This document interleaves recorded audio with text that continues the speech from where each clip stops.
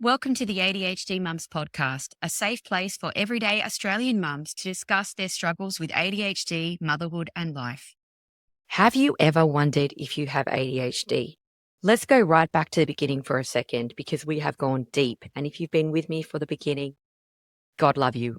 We've hit number 8 in Australia last week, which has been a phenomenal thing to happen. And I want to take a step back for anyone who's wondering. So I'm just going to give you a bit of an idea about what it used to be like for me having undiagnosed ADHD with kids before being diagnosed and medicated. I had a school-age child and I had 2 younger. And what for me really broke me was when my daughter hit prep and we had to have all of the school uniforms. She had to be dressed, have her lunch packed, know what day of the week it was, have things that she should have had, homework, the Seesaw app. Oh my God, the Seesaw app. I had been at a daycare where you had food provided. I used to drop them off in pajamas sometimes, no shoes. And I used to sometimes just leave them in the hallway with someone because I physically wouldn't be able to get in because I had 3 kids under 5 or 3 kids under 3.5 when I first started at that daycare. I really wasn't used to the show, can we put it that way, that sometimes mum have about arriving at a school. So sometimes mums might look nice, take a bit more time with their appearance and have it all together and be really friendly. And it's not that there's anything wrong with that. I think that's actually brilliant. It just made me aware that I wasn't what I had and that wasn't who I was. So before being medicated, I'd usually wake up to a child crying or touching me, and I would be struggling to know what day it was, let alone what was on. Generally, the night before had been such a schmozzle with dinner and just getting the kids to bed and relentlessly putting them back to bed that often there wasn't a lot of order. There wasn't the lunch packed. There wasn't even sometimes dinner being cleaned up properly. I wouldn't actually start necessarily with a clean slate. It would be the demolishment or the devastation in the kitchen and the living area from the night before. And I'd be so exhausted, I wouldn't have even put all of that away properly.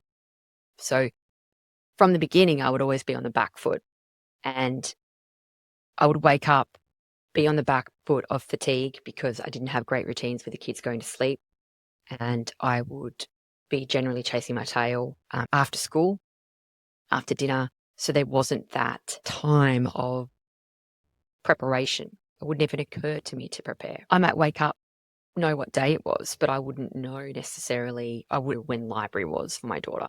I don't even think I had a library bag for at least 6 months of prep.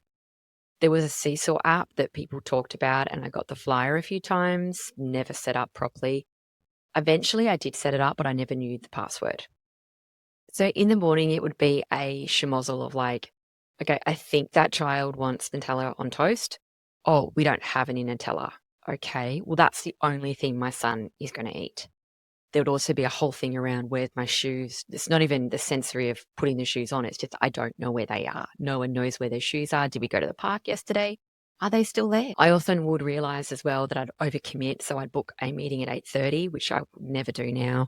I'm always a 9 o'clock, 9:30 meeting earliest. And I would just put myself under massive amounts of pressure to be able to attend these meetings that I really didn't have much hope of attending. Usually there would be some area where I would realize that it's possibly an excursion, or someone might text, or maybe I'd arrive at daycare and realize that my child doesn't have any shoes and it's actually an excursion day. Or maybe it's a sock day at primary school. I wouldn't really know. I have told the story a number of times. One time in one of my other episodes that I arrived with my daughter and I was always aware that I did not have what I needed. And so what happened was I arrived and we were 20 minutes late. And when I looked through the window, I realized that her whole class prep were in like fancy dress outfits. And I made an assumption it was Princess Day, felt really bad instantly, ran off down to the shopping center, grabbed her an outfit from the $2 shop, put it on her, took her to school. We were probably maybe 45 minutes late at this point because the shopping center was quite close. And then by the time we got there, everyone was back in their school uniforms. And I was like, what is this? And the teacher said, oh no, it was just a dress up we did for the first 15, 20 minutes of class. But then my daughter was wearing a princess outfit and her uniform was in the car. And at that point, I just left her in the princess outfit all day because I just couldn't do it anymore. Often we wouldn't know where the school bags were. My hubby and I didn't really organise or communicate at all in regards to who was doing what. So there was never really any clear plan. There would often be something that I've forgotten that would come up in the morning. So, for example, maybe there's a specific t-shirt that's needed for an extracurricular, but I wouldn't have any washing detergent. But I haven't had washing detergent for 3 days. And that would be my job for the day. Aside from working and everything else, be like, I've just got to get that washing detergent. I generally have a kid that would be relying on me in some way for this piece of outfit that's not been put on the washing machine. And I would then at the end of the day realize I had one job to do and I just haven't done it yet. And that felt like a real failure because I would be achieving all of these other things, but not remembering the one thing that I needed. I would also, when I was going out to the car, get really sidetracked. When I'd be trying to put the kids in the car, I would realize, for example, I don't have the washing detergent, start writing a list. But then I would go inside and realize that all the pens in the house don't work. And then I couldn't find a piece of paper. And then so I would try to find my phone to write it in before I forgot, and then realize that maybe I should do a bulk order of washing detergent so this doesn't happen. But then I would open up, let's say, a browser and see that I hadn't put my child's birthday present and I haven't actually fulfilled the order. I've just put it in the cart. And then I would panic and realize that I've got a child's birthday in 2 days and I thought I had something in the mail and it's not. Then I get sidetracked trying to do that. But then as I would do that, I would then go and notice an ad and then think, oh, my life would be easier if I had better bras. So then I would go check what size of the bra it was, order lots of bras without trying them on. So guarantee they wouldn't have fit anyway. And then at that point, I realized that the kids are fighting. I still haven't really gotten ready for school, but I'm feeling a sense of achievement because I've got these bras now. I would go out to the car and then I would find that I don't have any keys. Then I would go and find the keys and get all the kids to look for the keys. They would all be emotionally dysregulated and fighting, trying to tear them apart, whilst also trying to look for my keys. Then I would go inside and then eventually might realize that it might be Orange Day at Sport tomorrow, try and write that down, still can't find a pen. Then I'll go, oh my God, now my phone is missing. Where did that go? Because now I need to write that down. That would then be missing. Also, I would then go try to find that with an Apple tag, but that hasn't set up properly. So none of that's working. I would then be really angry. The kids would be fighting. I would go back inside, realizes that the lunch boxes have been through the dishwasher, so they won't shut now. Then I go back onto Amazon, try and find lunch boxes that do fit, but then get sidetracked down there, buy something random, then never actually get the lunch boxes. Then at some point go, oh my God, I have to leave. I would start to get the kids in the car. I might realize that I've got my period. I don't have any tampons. I might realize at the end of the day, I still don't have the washing detergents. And it would be a mishmash of chaos. And this is the thing with ADHD. A lot of people say, oh, well, I forgot the car keys. What an ADHD moment. I forgot that sock day. What an ADHD moment. It's actually the amount and the intensity that is what is really, really important with ADHD. It's not that you have to put your phone on your wallet because you'll forget your phone otherwise, and that's just one time. It's because you're never ahead. You're always behind. It's always chaotic. And it doesn't seem to matter how hard you try or what you do, it continues on the same. And then I and many others have a feeling of, I'm not getting it right. I'm stupid. I'm dumb. I can't seem to do the simplest things. I'm letting my children down. I'm letting my husband down. And that would be really difficult because at the same time, I would be having these massive achievements at work and in other areas of my interest. But when it came to the really simple things and the mother that I thought I was going to be, that just didn't meet the reality. And it was a really difficult thing. And in some ways, that really contributed to me being diagnosed as a really positive thing because there was a reason. I'm not just shit at life.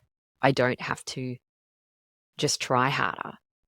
There's actually a neurological condition behind those struggles. And understanding my brain has renewed my confidence in some areas, in that being a mum is a hard job. Whether you're a stay-at-home mum or a busy professional trying to balance a career, a child, children, and everything else, it's doubly hard when you're a mum with ADHD. Doctors have found that families that have two children with ADHD, there's an equal chance if the mother or the father has ADHD. But just because ADHD is often missed in women doesn't mean it's not there. And actually, by overlooking ADHD in women, it only creates more problems. And to make it more difficult and tricky again, many women with ADHD also have depression, anxiety, and or another condition that go along with it. Treating the depression might make them feel a little bit better, but it doesn't actually take away from their ADHD, which may be the true cause of it. Girls are less likely than boys to be diagnosed with ADHD, and we all know that. And we also know that their traits don't go away in adulthood. They're actually less likely to go away in adulthood for women than for men. As a result, a lot of women unknowingly live with a condition that affects nearly every aspect of their life. Boys are still being diagnosed twice as much as girls, but that's not just because boys are more susceptible. Instead, their traits tend to be hyperactive, impulsive, making them more noticeable. Girls, on the other hand, may present more inattentive or hyperactive, but cognitively in their brains, and they don't necessarily disturb their surroundings, which means that they sometimes go overlooked. So, for example, the stereotype, the little boy that's hitting another child or is running away. The girl might be in anxiety, for example, the same level of ADHD, but they're just not asking for help or they don't know what to do. And often these girls go into adulthood untreated. And by then, their ability to cope is very difficult and their ADHD traits get even harder.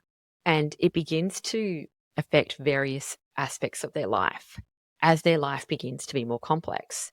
And these issues only escalate when women decide to become parents. And this is the kind of one of the many shit part about being a female, because if you're in a heterosexual relationship and you're a female, you would then marry or partner up with a male. And traditionally, those gender stereotypes are still there.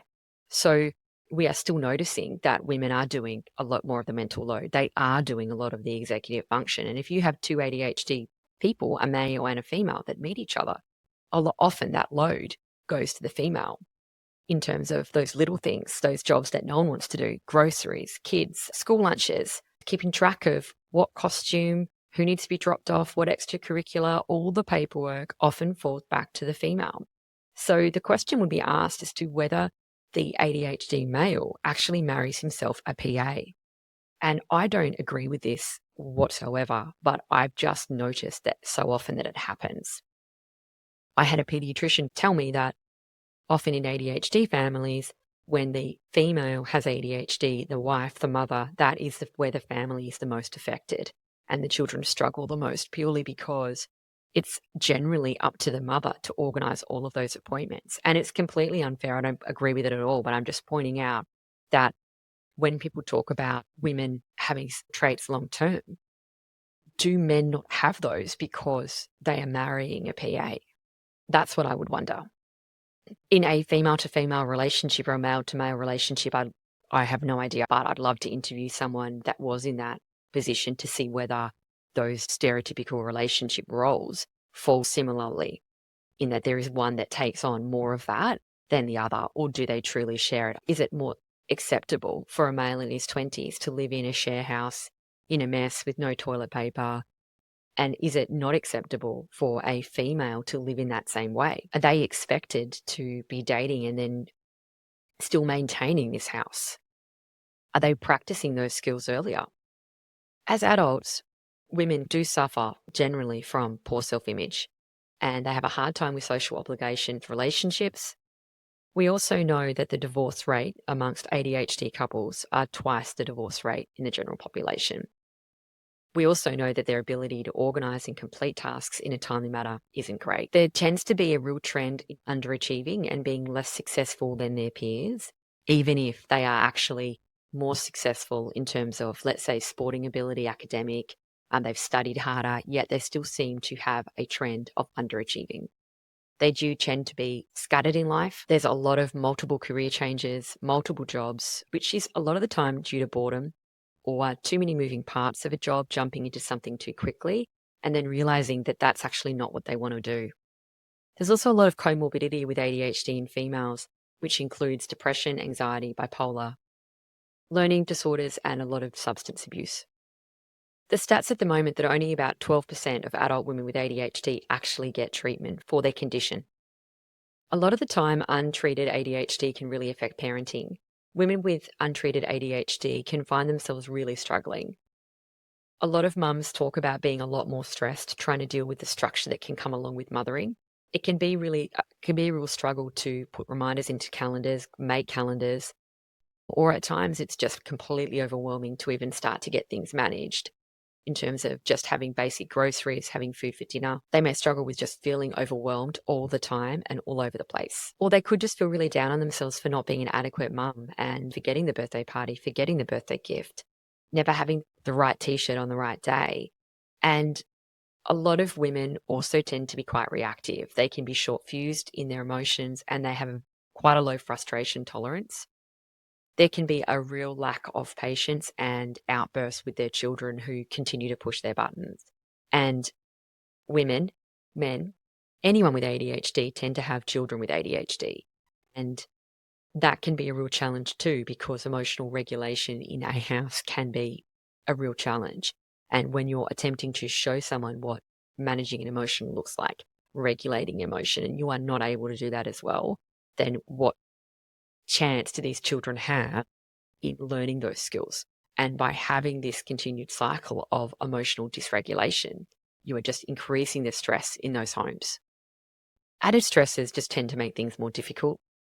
For example, ADHD children having issues at school, it's just more to manage on the ADHD mum, where you're juggling appointments, meetings. If you have got access to the NDIS, you're trying to get access to diagnosis, GPs, you're meeting with the teacher over and over again. You've got to remember the inclusion plan. You have to sign the inclusion plan, and then you have to follow up relentlessly on some of those things. Then you're battling distractibility and poor time management skills. This can lead to chronic being late, which often can be really anxiety provoking for both the child and the parent, because you're used to always being late, never having the right things, and you're assuming wherever you go that you're going to have it wrong. There's also a real link between alcohol and ADHD and substance abuse. The mummy wine culture, I think, has contributed to this too, where we talk about having a wine. And a lot of the time, you have exhausted women, and sometimes they may start drinking during the day to get through and deal with some of the traits that are sitting there, let's say depression and anxiety. Having a few drinks or doing drugs can be a way out. Also, eating food is another thing that often women use to get out of the moment or reduce anxiety and depression, for example. They may use food or alcohol to deal with how scattered they feel, to deal with the amount of work that it takes to get focused, to have a bit of fun. There's also a lot of women that use marijuana as a coping tool, typically to relax, de-stress. The other thing with ADHD as well is that often even a woman who's diagnosed or medicated, they can make it through the day, maybe with medication, but when that second shift comes on when you get home, often the medication's worn out. I'd like to say that women and men share the tasks equally if you're in a heterosexual relationship, but I think we all know that's not true. Women are still the primary caregivers, and even after an exhausting day at work, the same day, or maybe even harder day than the male has, mums with ADHD are still expected to make meals, organise activities, motivate others, pay bills, do chores, do the lunch boxes. None of it which is ADHD friendly. And then we wonder why mums are depressed. ADHD is really a family issue. I don't believe that a mum having ADHD is a mum having ADHD issue. I believe it's a family issue. And it's not just a child issue either. If your child has ADHD, it's a family issue. Often a mum with ADHD will go to any length for their child, and they will seek help for their child at whatever cost, whatever logistic. They will do it. They will bend themselves in half. It's not that their child won't receive help. It will just be at the mum's cost. And often the mum goes without medication, diagnosis, any help whatsoever, any self-care to get their child what they need. This is where I believe that it's a family issue, that supporting the mum of the child with ADHD is crucial in the treatment of a child's ADHD. I notice all the time how many resources there are for children, but where's the resource for the mother? Where's the help for the mother? Because they are inundated with all of the things to do, with less coping skills, a neurological condition that makes it quite difficult, but yet we're still expecting them to carry on the same. And the message to the mum still is try hard, be better. And this is where a lot of women with ADHD sit with imposter syndrome. They don't believe they have it, or they don't have it as bad as others, and they don't believe that they deserve medication. They just need a new calendar and they need to try harder. And one of the main messages and one of the main reasons I do this podcast is because that's not okay. And I'm so sick of seeing women with low self-esteem prioritize their partner, their children, but never themselves. My message to mums out there is that you need to put your oxygen mask on first. This isn't about you. If you have an issue with spending money on a diagnosis and medication for yourself because you don't believe you deserve it, you've got low self-worth, you should just be better. What you actually need to think is, I'm doing this for my children. Your children's outcomes will be better if you are diagnosed and treated. You'll be happier, you'll be more on it, and you'll actually be able to help your children. If you have a family and you have 6 children and there's 8 of you, and you only have one diagnosis amount of money, you've only got one person that you can help. It's you. You're the person that needs to be helped. Because if you can stay on top of it, you can at least start putting the strategies into place that an OT could give you. You could start putting things into place. You could do an online course on ADHD. You could get organized. You could get your visual aids up. You could get the logons to Seesaw. But if you are always behind and you haven't looked after yourself and you're suffering from anxiety and depression, or you're having a few drinks at night, every night, because you need to get through, that's bleeding everywhere into your family. And this is why getting diagnosed and treated and medicated, if that works for you, is so important for women. Unfortunately, a lot of these women who are diagnosed just don't get the support that they need. There are very few support groups that focus on the unique needs of ADHD. A lot of the time, husbands or partners of both sexes may not understand what's happening. They may have unrealistic expectations on the relationship and the responsibilities. In-laws, other family members can criticize, let's say, for example, the way that the house looks, or other obvious signs of ADHD. What we really need to do is to become more aware of what ADHD in females looks like, and to maybe give these people just a little bit of a break. First off, if you do have ADHD, the best thing you can do is to accept that you have it and to stop believing that everyone else has it worse and that you have no right to the label. As women, we're used to being told that we need to tend to other people first, that we need to overlook our own needs and we need to help others. It's hard to admit that you aren't perfect, that you can't do it all, and that you need help. One of the best things I have ever done is to start to accept help. Families work best when they work as a team. If you're in a relationship, I think investing in that relationship and working together as a team is one of the most important things to do. And it's easy to focus on your children and not focus on yourself, or it's even easier to focus on your children and not your relationship. But that's actually where a lot of the energy, I believe, needs to go. If you can delegate and you can problem solve together, if you can choose tasks that you enjoy and trade tasks with other members of the family. For example, my husband and I are very different. We have very different traits as well. So, for example, he will struggle to achieve a task in an open time frame. So I don't give him the open-ended tasks. He does the critical ones that need to be done in certain time periods because that's what he needs to get him moving. For me, when I have really time-sensitive things or short-term jobs that I need to do that are urgent, I get completely stressed out. So for us, I do all of the longer projects because I am not good, but I'm better at chunking it down, prioritizing, breaking it down and having it done. Whereas he's more of a sharp shoot, short-term person. The other things that my husband and I did, which I thought was great, was we went through all of the tasks that need to be done. And we looked at what was the tasks that him and I both absolutely hated and that we couldn't do. And for him, he hates mowing the lawn. He hates it. And he said, I do not want to mow the lawn. I said, well, I don't want to mop the floors. And so we had to try and find a way within the budget, or we had to try and find ways to make more money to be able to bring in some of the services that we both hate doing. And because we're in our own business, it does give you a little bit more flexibility in that I thought to myself, okay, well, what do I need to do? How much more do I need to work to get to a position that we can pay someone to come and mop the floors? And in the end, we worked out that he had to do another 2 hours worth of work a week to avoid doing the lawns. And I had to do similar. But for us, because we were working in things that we enjoyed more than mowing the lawns or mopping the floors at that point, that was something that we thought was pretty good to do. In terms of what to do next, if you are feeling like this resonates to you and you're thinking, it does sound a little bit like me, I wonder what to do next. Here's a couple of things I would do. Firstly, I would go onto my website and I would go through a self-test. And it will come up there really clearly as to whether you need to get a diagnosis or not. 2, there's an amazing episode that I'm actually going to re-release. It's season 1, episode 35. Do you have ADHD or is this mum life?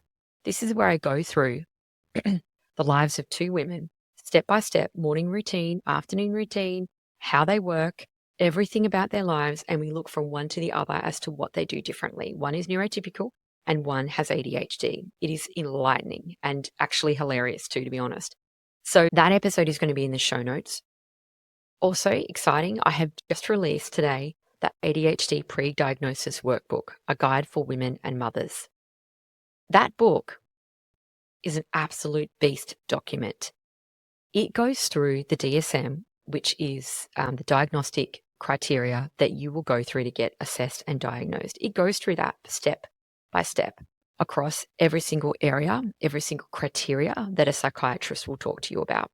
The brilliant thing about the book is it strips it back. So a lot of women I have noticed will go into a psychiatrist appointment and find that they will just read the questions out from the DSM. And they don't know what to answer. They're unprepared or they've thought about it a lot, but then they're embarrassed. They don't know what to say, or they're expecting in some way the psychiatrist to help problem solve, ask them a few questions, maybe give them a hand. A lot of psychiatrists will not do that. They will ask you the questions, you answer back, and that is it. And there's a lot of ways that women get slipped up. For example, childhood symptoms. There's a lot of different areas that can really be a tripping up point. So season 1, episode 38, my diagnosis journey with Jasmine Meek. That is a brilliant episode. Hers is a 3-part series on the steps it took her to be diagnosed. Part 2 shows what happened to her when she went to this psychiatrist without being properly prepared.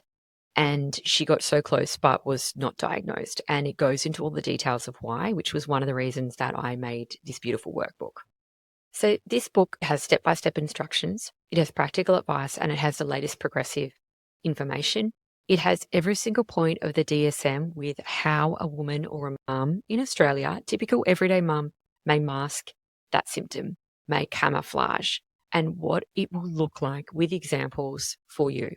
So, for example, there's an element of the DSM which talks about inattention around being late. And I wouldn't have said, even having very significant ADHD, I wouldn't have said I was late a lot all the time to appointments. I wouldn't have classed myself that. But when I looked at, with a psychologist, the way that I was doing it, so for example, how many alarms I set on my phone, the very intense calendar that I had that I looked at with anxiety extremely often, and the level of anxiety I had around being late, and what I would put myself through to get there on time versus what people would see.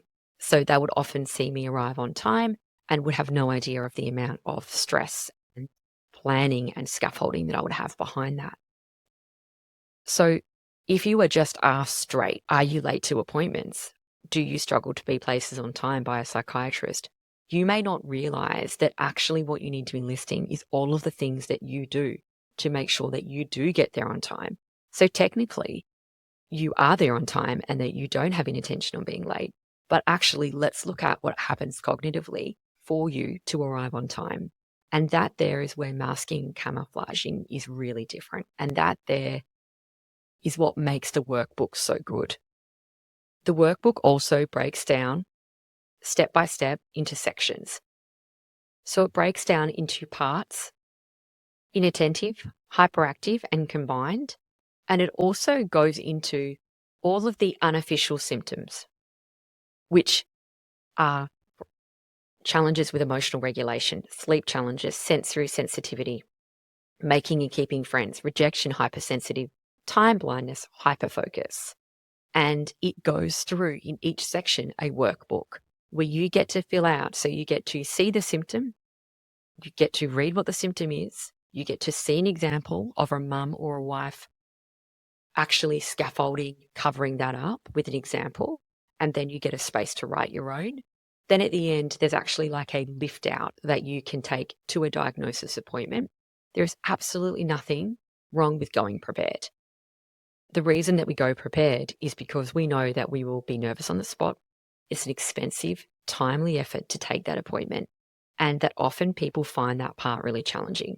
So this is why I've made the workbook. So go onto my website, check it out. I'm really excited about it. I'm excited to give you the answer. So many times I go onto websites and I will click on something and I think it will be the answer. And it will actually be an online coaching program after it. So it will be like a 2-page lift out that doesn't answer my question, but tells me to then book another course or to then go to another coaching session. I don't do any of that. I just give you the answer in the book.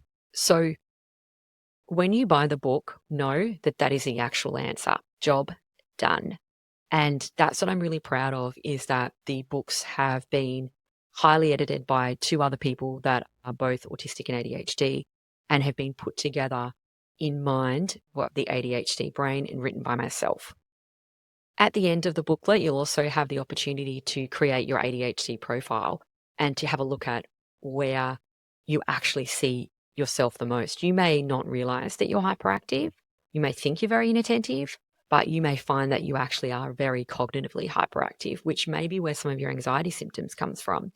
It's always great to know your brain better. I really thank you for supporting me with this book and bringing this out. I really hope this audio was beneficial to you. Thank you so much for listening, and thank you for another great episode of ADHD Mums. Have a great week, and I will chat to you soon. The key message here is you are not alone. Thank you for listening. If you enjoyed this episode, follow us on Instagram or head over and join our amazing ADHD Mums podcast Facebook community. Everything you do matters and helps to spread the word about what neurodiversity in females looks like.